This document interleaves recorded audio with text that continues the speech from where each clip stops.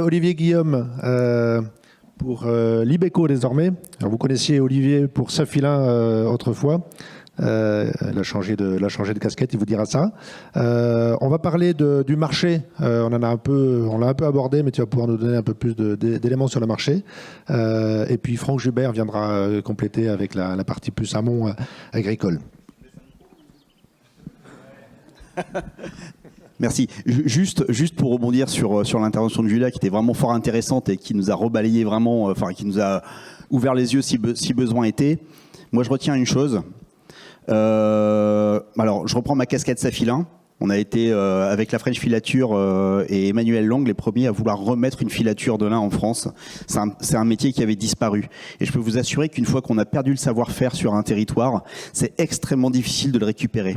Il y a encore plein de savoir-faire qui sont présents, qui sont en train de disparaître. Et ces savoir-faire-là, il faut les préserver. Parce que lorsqu'ils auront disparu, pour les réinstaller, pour à nouveau trouver des savoir-faire, former les gens, leur apprendre le métier, eh bien c'est une vraie galère. Donc c'est important de regarder autour de nous les savoir-faire qui existent encore, tissage, tricotage, teinturerie, finition, ennoblissement, etc. Et de concourir à les préserver. Bon, on m'a donné la tâche de parler un petit peu du marché. Alors le marché, c'est compliqué. De résumer en 10 minutes une situation de marché. D'abord, c'est pas un marché, c'est des marchés. Alors, ce que je vous propose, c'est de le décomposer entre le marché du lin en général, avec une petite rétrospective sur ces 2-3 dernières années, et puis les perspectives d'avenir. Parler un peu du marché, bien sûr, du lin bio, et puis du futur marché du chanvre, parce qu'on peut pas parler aujourd'hui réellement d'un marché. Le marché du lin, depuis 10-15 ans, est en croissance. C'est évident, la filière s'adapte, une demande sur des produits éco-responsables, une prise de conscience, malgré ce qu'on vient de dire, à la fois du consommateur, à la fois de certaines marques, qui devient nécessaire d'incorporer de plus en plus de produits les moins impactants pour l'environnement. Et cette trajectoire, depuis 10-15 ans, on a pu la voir à travers la représentation du lin dans les collections, à travers les hectares qui ont augmenté, à travers également les outils dont s'est dotée la filière. Et puis est arrivé, il y a quelques années, on va dire au moment du Covid et post-Covid surtout, mais ce qui n'a rien à voir avec le Covid, eh bien la prise de conscience qu'il y avait aussi des aléas climatiques qui pouvaient mettre en risque la culture malgré l'augmentation des hectares. Ça a commencé à déstabiliser le marché et on a atteint des niveaux de prix qui ont augmenté progressivement sur la matière première et qui évidemment ont commencé à impacter toute la chaîne de valeur. Alors au début, c'est pas gênant, il faut une juste rémunération pour tout le monde, ça se passait plutôt bien. Mais l'année 2023 et l'année 2024 ont été quand même des années qui sont à marquer d'une pierre blanche.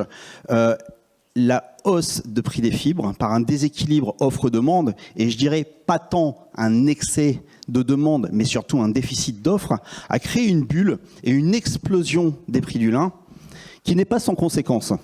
Les conséquences, nous, industriels, eh bien, on les a perçues assez tôt. C'est-à-dire que nos clients tisseurs eux-mêmes, en contact avec leurs clients, les donneurs d'ordre, les marques, ont commencé à nous renvoyer des signaux en disant « Attention, attention, parce que oui, le lin est demandé, le lin est une belle fibre pour l'avenir, mais on ne peut pas faire n'importe quoi avec le positionnement du produit. » Et malheureusement, ce déséquilibre offre-demande n'a pas été, je dirais, maîtrisé, contrôlé. On est arrivé à des prix de fibres qui ont dépassé les 10 euros. Je rappelle qu'historiquement, le prix de la fibre de lin, de la fibre longue, était entre 1,50 € et 2,50 €. C'est certainement trop peu aujourd'hui, évidemment, pour rémunérer le travail de l'agriculteur, du tailleur, bien entendu. Mais lorsqu'on passe de 4 € à 10 € en 2 ans de temps, vous imaginez bien qu'il y a peu de marchés qui sont capables de résister. Le lin, c'est 0,4% des fibres mondiales. C'est une fibre attrayante, avec énormément d'atouts, mais qui ne peut pas, le marché final ne peut pas subir de telles brutalités. Et, je vous rassure, le marché final, lui, il l'a pas ressenti. Parce que qui a encaissé le choc? Eh bien, ce sont les industriels intermédiaires. C'est-à-dire qu'il y a eu au début compression des marges et jusqu'à créer des pertes. J'en veux pour preuve qu'on soit filateur, tisseur en Europe ou en Asie, eh bien, ces 2 dernières années, et notamment l'année dernière, ça a généré des pertes ô combien importantes. Tout ça pour dire quoi par rapport au marché général du lin? Le marché du lin, l'avenir du lin, et j'ai envie de dire que le lin a un boulevard devant lui, mais sous certaines conditions. Il faut préserver la confiance dans le produit. Et qui est le vecteur de communication et de transmission de cette confiance entre nous et le consommateur final? In fine, ce sont les marques. Et ce sont elles qui décident, qui arbitrent, qui décident de ce qu'elles vont mettre dans leur collection, de ce qu'elles peuvent mettre dans leur collection et à quel niveau de prix ça peut être accessible aux consommateurs. Ces 2 dernières années, eh bien, ce qui s'est passé, ça a créé beaucoup de défiance. Vous imaginez bien que le cycle de décision d'une marque entre le moment où elle décide d'intégrer, d'augmenter la part de lin dans sa collection, de développer des produits, se fait bien en amont du moment où elle fait travailler ses transformateurs, filateurs, tisseurs, etc. et où elle met le produit en boutique. Très en amont, la marque va décider du positionnement prix et lancer sa collection. Donc engage évidemment des coûts de développement produit, des coûts marketing. Alors, dans le passé, il y a toujours eu des fluctuations de prix, mais qui étaient somme toute maîtrisées et que chaque maillon était en capacité d'absorber. On parlait, alors si je parle que de la fibre, mais on va parler de tous les transformateurs, il y a quelques dizaines de centimes ou jusqu'à grand maximum 1 €, mais jamais 4 €, 5 € sur peu de temps. Certaines marques nous ont dit, écoutez, nous, on a perdu toute la visibilité. On ne sait plus. On ne sait plus si on doit lancer le produit. On ne sait pas comment on va pouvoir le positionner. Et ça, c'est important parce que cette confiance, on en a besoin. Je l'ai dit, on a augmenté les hectares. Il y a des investissements importants qui se font en amont. Et bravo. Je veux dire, la filière ne crée pas la pénurie. Elle cherche à dimensionner son offre. Ça, c'est très clair. J'entends parfois dire que c'est une pénurie qui est orchestrée. Pas du tout, je suis bien placé pour suffisamment échanger avec tout le monde pour savoir qu'au contraire, il n'y a aucune volonté de brider le marché, mais au contraire de l'accompagner. Il y a des investissements importants en outils de transformation, mais ces outils de transformation, ils vont avoir besoin d'avoir un marché pérenne. Et comment est-ce qu'on pérennise un marché? Certainement pas en créant ou en générant un chaos. Et l'année dernière, clairement, il y a des marques qui ont fait le choix de déréférencer le lin. Ça s'est ressenti beaucoup dans l'habillement, mais ça s'est beaucoup ressenti également sur les marchés d'ameublement. Parce que là, on passe de produits qui font 150 grammes à des produits qui font 1 kg au mètre carré. Donc vous imaginez que là, le produit est directement impacté par la hausse de la matière première. Il y a effectivement des produits où c'est que 30%, et puis il y a des produits où c'est 70% du coût, c'est la matière première quand même. Alors, on est passé à travers les gouttes parce que je dirais que il s'est passé un phénomène qu'il faut bien apprendre à lire. En septembre, je me vois encore échanger avec des tailleurs, coup d'arrêt. Coup d'arrêt, en tout cas pas très loin d'un coup d'arrêt. Les fibres ne partent plus. Les Chinois arrêtent d'acheter, parce que 85% est quand même exporté vers la Chine et l'Inde. C'était un vrai signal. Les Chinois qui disent, attendez, on n'arrive plus à s'en sortir, aujourd'hui on va faire un arrêt sur image, on va consommer ce qu'on a, et puis on va espérer que les prix redeviennent raisonnables. La récolte 2024 a un apport en fibres qui est quand même plus important que la récolte 2023. Les prix baissent, probablement, on peut même dire peut-être un peu trop vite, un peu trop, certainement pour rémunérer tout le monde. Sauf que qu'est-ce qui se passe depuis? Forcément, tout le monde revient à l'achat, souhaite se réapprovisionner. Eh bien, on est reparti sur une période haussière. Alors, les prix qui sont pratiqués actuellement sur le marché, à mon sens, moi je ne parle pas au nom de tout le monde, mais quand même, j'ai pas mal échangé avec des acteurs du marché, sont travaillables. Tu parlais tout à l'heure dans ton introduction, Dominique, de stabilité. Moi, je ne suis pas sûr qu'on soit arrivé à un point de stabilité, parce qu'on n'a pas mis en place de mécanisme de stabilisation. Et donc, on est à nouveau dans un mécanisme de déficit d'offres par rapport à la demande. Certes, il y a une demande qui croît d'année en année, de quelques pourcents, mais l'offre, aujourd'hui, reste encore sous-dimensionnée. Et lorsque ce mécanisme se met en place, si on n'a pas d'outils pour limiter les envolées, comme on a pu le vivre l'année dernière, on risque, à un moment donné, de perdre durablement des marchés, de perdre durablement des clients, alors qu'on a une fibre extraordinaire. Et ça, on n'a pas trouvé dans la filière de mécanisme qui permettrait de temporiser ces effets-là. C'est le travail quand même qui a été initié au sein de Lin et Chanvre Bio.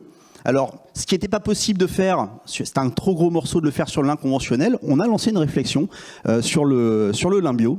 On avait lancé cette réflexion de trouver quel serait le tunnel de prix, parce qu'il ne s'agit pas de figer un prix ad vitam aeternam, mais quel serait le tunnel de prix pour que tout le monde puisse en sortir sur un temps long.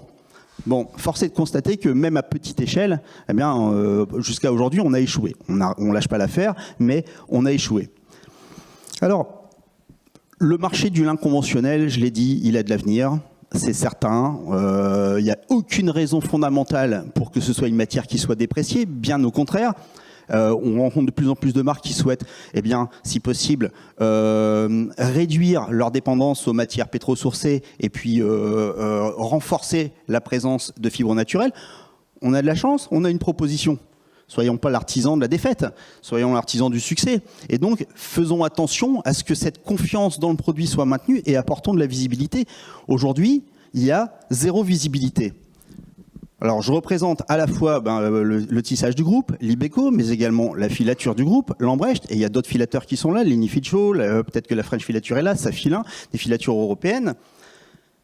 Qu'est-ce qu'on doit répondre à nos clients lorsqu'ils nous demandent de passer des programmes sur quelques mois? Je n'ai aucune idée du prix auquel je vais payer la matière première en septembre. Aucune. Personne ne veut s'engager. Qui doit porter le risque de l'engagement? Alors que l'on a vécu 2 années où au mois le mois, la matière première prenait 10, 15, 20 centimes, et c'est comme ça qu'on cumule, elle est arrivée à prendre 2, 3, 4 euros en finalement 2 ans de temps. Aujourd'hui, nous n'avons pas les moyens de nous engager sans garantie. Et ça, c'est un premier point qui est extrêmement important à intégrer. On ne demande pas, et le marché n'attend pas une visibilité à 5 ans, c'est pas ce qu'il attend, mais une visibilité à quelques mois permettrait de donner confiance, de faire que la machine démarre bien et que personne ne se retrouve le dindon de la farce. Donc ça, pour l'instant, c'est un mécanisme qui n'existe pas. Moi, je tire le signal d'alarme quand même, et je ne veux pas jouer les épouvantails. Je suis convaincu que le lin a un avenir et sera présent, je l'espère, de plus en plus présent dans les collections. Mais c'est 0,4% des fibres mondiales. Entre 0,4% et 0, il n'y a qu'un pas. On n'est pas absolument incontournable. Donc ne jouons pas avec le feu, rémunérons bien l'agriculteur, motivons-le, rémunérons bien les transformateurs, faisons en sorte que le produit arrive au consommateur et qu'il se l'approprie, qu'il fasse le choix du produit et non pas le choix du prix, comme ça a été cité précédemment, des produits qui sont importés de l'ultra fast fashion. En ce qui concerne le marché du lin bio, précisément, eh bien, ce marché, malheureusement, a pâti de l'envolée des prix du lin conventionnel. Je m'explique. Ça faisait quelques années qu'on travaillait à positionner le lin bio. Il y avait une appétence des marques qui se l'appropriaient, qui l'intégraient progressivement. Les hectares étaient faibles, mais augmentaient d'année en année avec des conversions. Le référentiel était évidemment, puisqu'il y a quand même des coûts induits à cultiver du lin bio qui sont plus importants, des rendements qui sont légèrement inférieurs, etc., etc. Ce qui s'entend tout à fait, et il faut une juste rémunération des agriculteurs qui font l'effort de convertir leurs exploitations. Malheureusement, lorsque le référentiel c'est le lin conventionnel et que le lin conventionnel franchit la zone orange pour arriver dans la zone rouge, c'est-à-dire la zone où il ne devient plus compatible en termes de prix avec le marché final, il n'est plus possible à ce moment-là de valoriser au-dessus de ça le lin bio. Et donc on a commencé à voir en 2023, et ça s'est vraiment très très marqué en 2024, des tisseurs, des marques qui avaient commencé à intégrer le lin bio, dire écoutez, déjà le lin conventionnel on a du mal à l'intégrer, mais le lin bio on ne peut plus, donc on ne peut plus le valoriser. Alors c'est un instantané que je vous donne là, c'est pas quelque chose qui j'espère qui va perdurer, mais on voit bien que les excès du prix du lin conventionnel, eh bien, ont quelque part momentanément bridé la volonté d'incorporer le lin bio dans les collections. Pour autant, on y croit, et il suffirait aujourd'hui qu'on ait une relative stabilité sur les prochains mois, idéalement sur 1 ou 2 ans, ce serait pas mal, pour que le lin bio puisse retrouver sa place, parce que je pense que les niveaux de prix qui sont pratiqués depuis 2 mois, 3 mois, sont le niveau de prix, je dirais, acceptable haut par le marché. Donc si on pouvait stabiliser ce niveau-là, ce serait bien, sauf qu'aujourd'hui, je ne sais pas sur quel bouton appuyer et il n'existe aucun mécanisme pour le contrôler. Il ne faut pas perdre de vue que le lin est malgré tout en concurrence avec plein d'autres matières. Alors elles sont plus ou moins impactantes pour l'environnement, mais il y a des arbitrages qui sont faits, et ces arbitrages, ce ne sont pas les nôtres. Ce n'est pas nous qui les faisons, ce sont d'autres personnes qui les font à notre place. Donc voilà, essayons de voir comment on peut construire, continuer de donner un élan. Paradoxalement à ça, je me mets à la place de l'agriculteur et du tailleur aujourd'hui, tout se vend. Et chaque semaine, ce serait peut-être possible de le vendre un petit peu plus cher. Mais pourquoi ? Parce que le client de rang 1 qui est la filature, lui, il n'a pas le choix. C'est son métier d'être filateur de lin. S'il ne met pas de lin, il ne sait pas faire de coton, il ne sait pas faire autre chose. Mais attention, ça c'est le premier niveau de mise en marché.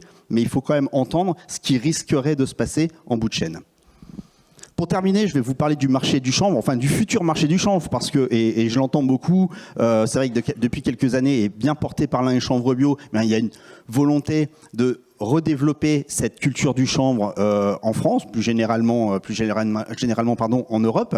Il y a une demande aussi du marché final. Alors cette demande, on ne sait pas tellement d'où elle est venue à l'origine, mais il n'empêche que depuis quelques années, il y a des marques qui nous questionnent. Le lin, c'est super, on en a en collection, on aimerait bien également avoir du chanvre. Ce marché, il n'existe pas encore. Il est à créer. Et créer un marché, ça prend du temps. On s'est engagé dans une démarche et je remercie tous les agriculteurs qui ont commencé à semer du chanvre il y a déjà quelques années et qui progressent d'année en année. Les tailleurs qui ont fait aussi, ont pris la décision de se compliquer la vie, ça a été dit par Martin tout à l'heure, de se compliquer la vie en passant également du chanvre sur leurs outils, alors que c'est pas facile à passer, pour commencer à voir si on peut comment on peut maîtriser cette nouvelle fibre, quelle qualité on peut sortir et qu'est-ce qu'on peut en faire. Je pense que l'erreur qu'on a commise, c'est une erreur de pédagogie. On a voulu répondre à à des marques qui ne savaient pas réellement ce qu'était le chanvre. Et on a voulu absolument aller chercher le Graal, c'est-à-dire des titrages fins tout de suite pour alimenter le marché. Mais en fait, le chanvre, c'est pas le lin. Le lin, c'est pas le coton.